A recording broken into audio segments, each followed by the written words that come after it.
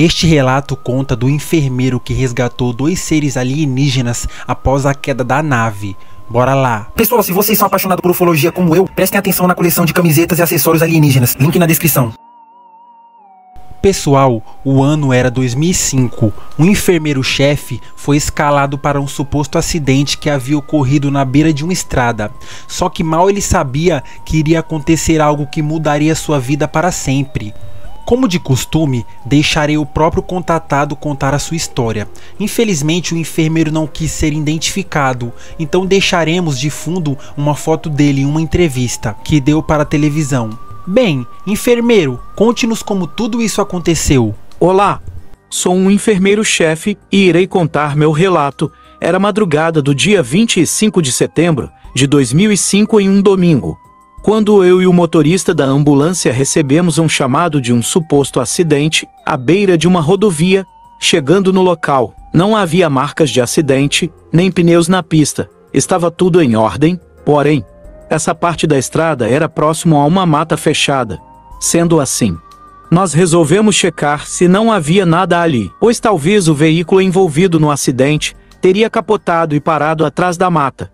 Após entrar na mata alguns metros à frente, podemos ver luzes, que pensamos ser o farol do veículo. De imediato corremos até lá para prestar os socorros às vítimas. Ao chegar no lugar nos assustamos, pois não havia carro nenhum, e sim um tipo de máquina ou veículo, que não tinha como ser um carro. Não sabíamos dizer o que era de fato, porém tínhamos certeza que não era um carro.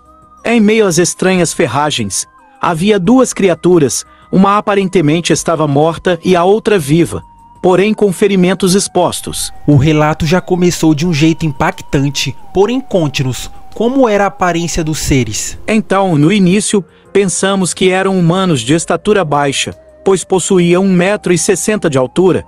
O corpo parecido com o nosso, a cabeça era um pouco maior. No resumo, a aparência parecia com alienígenas de filmes que assistimos de Hollywood. Entendo, porém me deixou curioso. O ser que estava vivo fez algum gesto, algum contato? Falou com você alguma coisa? Bem, o ser que ainda estava vivo tinha menos ferimentos e fazia alguns movimentos com os braços e pernas. Após passar o choque daquela cena que vi, decidi tentar falar com o ser, mesmo sem saber se ele iria me entender. Porém o ser parecia tentar se comunicar, também fazendo uns sons com a boca, mas não dava para entender nada. Junto com os sons ele fazia também sinais, que para mim era incompreensível, até que algo surreal aconteceu. O ser ativou um mecanismo que possibilitava a comunicação entre nós, porém não sei se era um tradutor simultâneo que fazia a voz do ser soar em português, ou se a tradução era telepática. A primeira palavra que entendi foi socorro. Talvez percebendo que eu estava meio em choque com a situação, o ser tentou me explicar o que eu deveria fazer, pois eu não sabia como atender uma criatura vinda de outro mundo. Fui treinado para atender seres humanos. Você está absolutamente certo, pois não dava para saber a anatomia e se os procedimentos seriam os mesmos, né?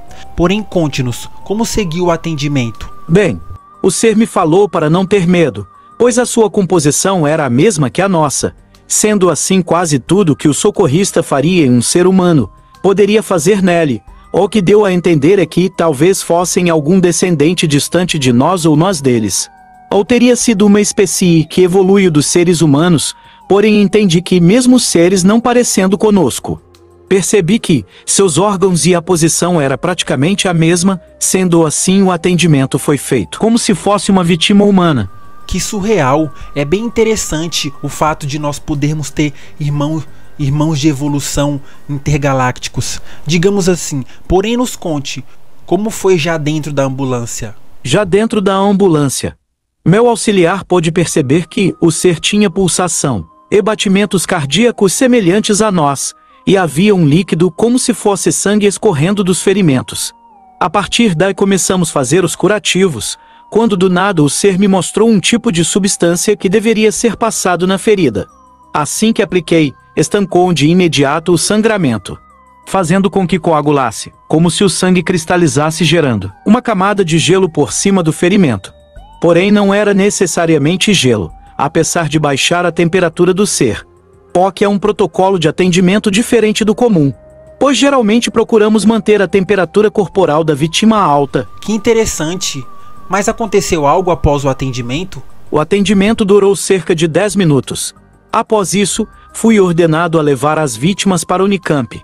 Porém, não sei ao certo se meu superior sabia o que eu estava atendendo de fato e o porquê levar para a Unicamp, porém atende às ordens. Pessoal, segundo o relato, no meio do caminho indo para a Unicamp, o socorrista chegou a perguntar para o ser como aquilo havia acontecido, o que eles estavam fazendo aqui e por que só havia eles dois na nave.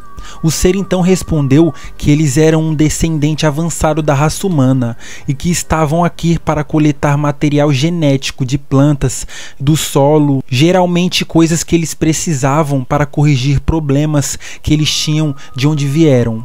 E que na verdade eles não vinham de longe, e sim de muitas épocas à frente, como se viajassem no tempo, e que não faziam contato com os humanos, pois esse contato desalinharia o fluxo temporal, como se fosse um efeito borboleta. Uma pequena mudança no passado poderia mudar um futuro como um todo. Essa conversa foi interrompida por militares que surgiram à frente da ambulância e ordenaram que os socorristas tirassem os seres da ambulância e os colocassem em um desses carros do exército. Pois é, pessoal, é o que sempre acontece, né? Como eu falei anteriormente, é o que sempre acontece.